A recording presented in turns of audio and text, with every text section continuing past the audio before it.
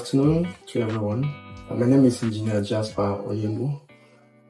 I'm actually the EFVS Business Manager for Basecom Nigeria Limited. I want to share my story, my excellent story, and paint a picture of how far we've come and what we've done to ensure excellence delivery for our customers in everything and in all the ways we work with them. First, I joined Basecom in 2015 as a commercial executive.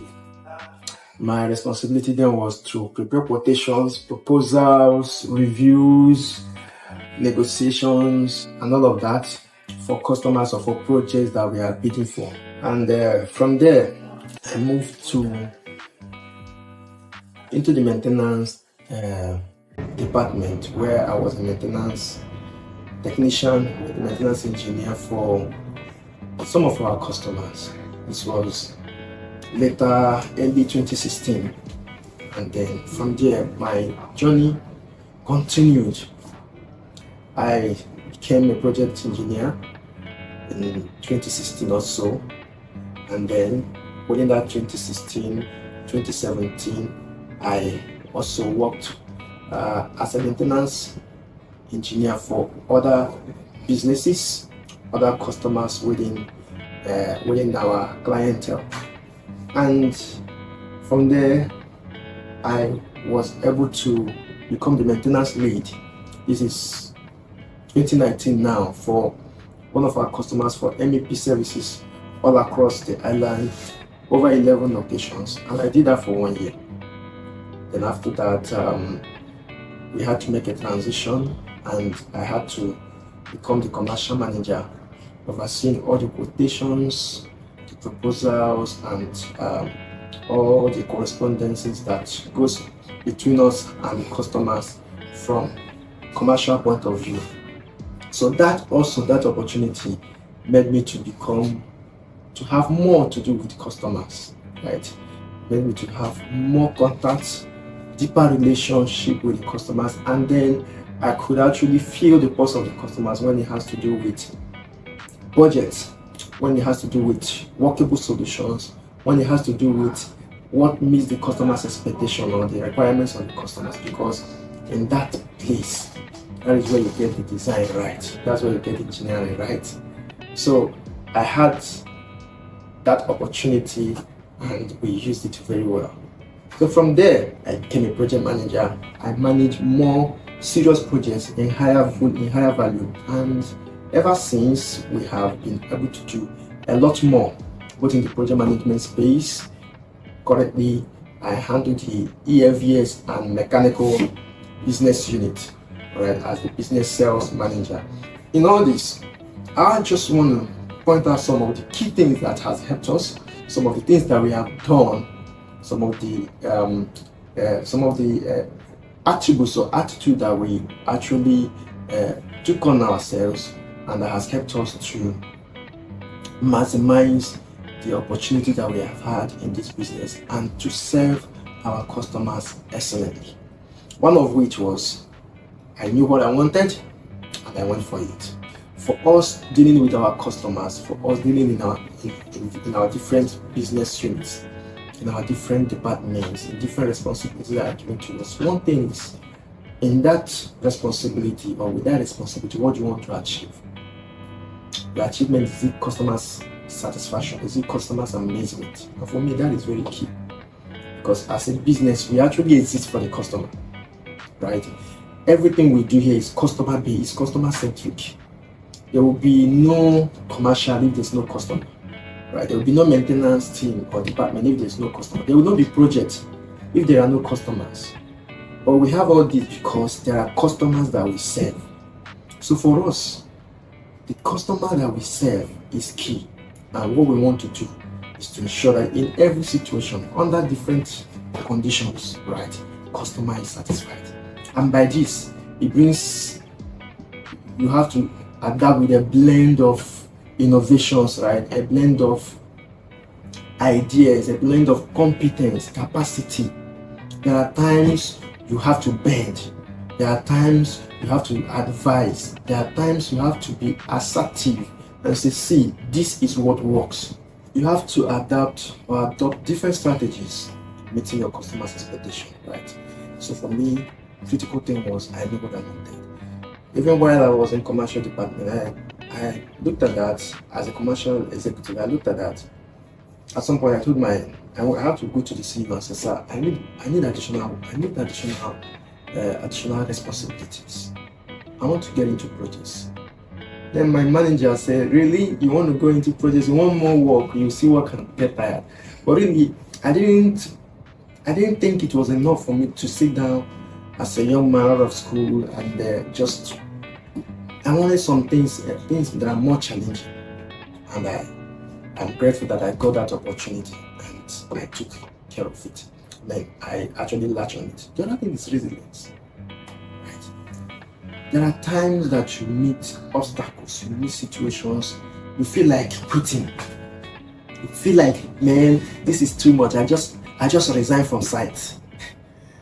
We were in those kind of situations, but really we kept going.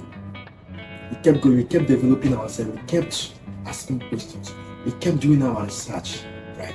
We kept engaging minds. We did not take no for answer. If it has not worked, there's something my CEO will say, a system that cannot talk, that cannot think, cannot be more intelligent, cannot be better than you, a human being that can think, that can talk, that can ask questions. So that, for us, anytime we saw a challenge, we will not give up.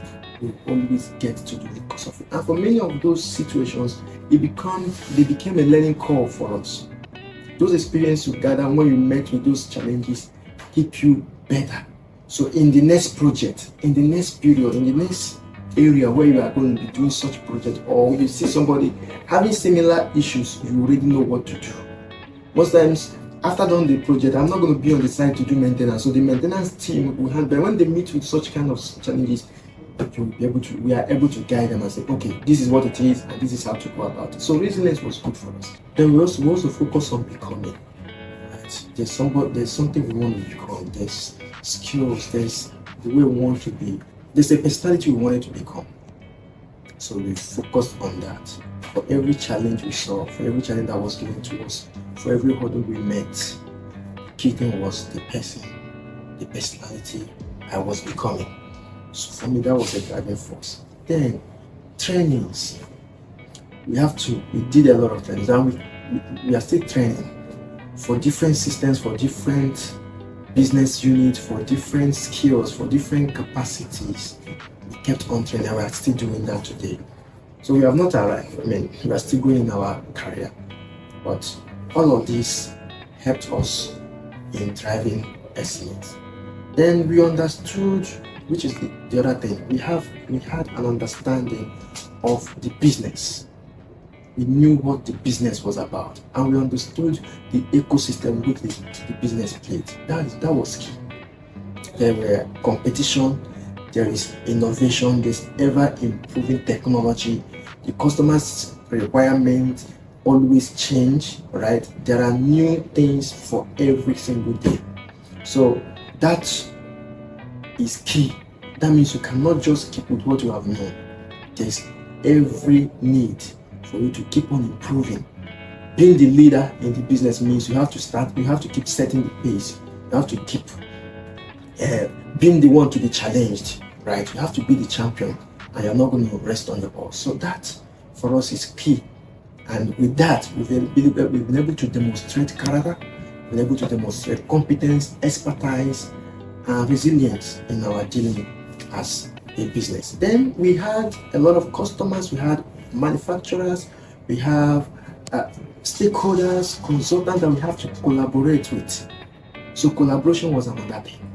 Nobody can do it alone. So we needed the support of both the manufacturers, we needed the support of consultants, we need the input of our customer, because for whatever solution we have, it has to meet the customer's request or requirement. So in all of these things, collaboration was key. So we collaborated within the business and outside of, with entities outside of the business, just to ensure that in all of our delivery, excellence was delivered, was given. right? So that was another thing that helped us in our journey of excellence. For every of our customers that we have served, every customer we have served, we are determined to satisfy them at all costs, and determined to give them a solution that works at all costs. So the last thing I will say, which is also key, is leadership. Leadership is another strategy, another thing that has helped us in our excellent delivery, in our journey of excellence. BASECOM is actually a place where you get a lot of leadership. Your skills are developed, you are challenged, yeah, you are exposed. In BASECOM, we don't keep knowledge, we don't hold knowledge. From the CEO all through the line managers, everyone is involved in getting the ones below him or the people that don't know as much as we do, getting them developed in leadership. So for me, I have learned a lot. I have grown, and I'm still growing. So leadership that the business has demonstrated over the years in the path of excellence was also another thing that has helped us. We will not deviate from that path that has been set for us when it has to do with leadership, when it has to do with development of the people working with us, when it has to do with development of yourself. So those are some of the things that I can just be within this time say that has helped us in our journey of excellence. We have fantastic team. I have colleagues that are at the top of what they know, of what they do. They are knowledgeable in the things they do. And when you see these guys work and you are able to associate and rub minds and exchange thoughts, my brothers and sisters, that has always been something to be happy for. You are in the situation, you are in the system, you are in a business that understands from end to end, and you have people surrounding you to help you. And in all that, we are working together.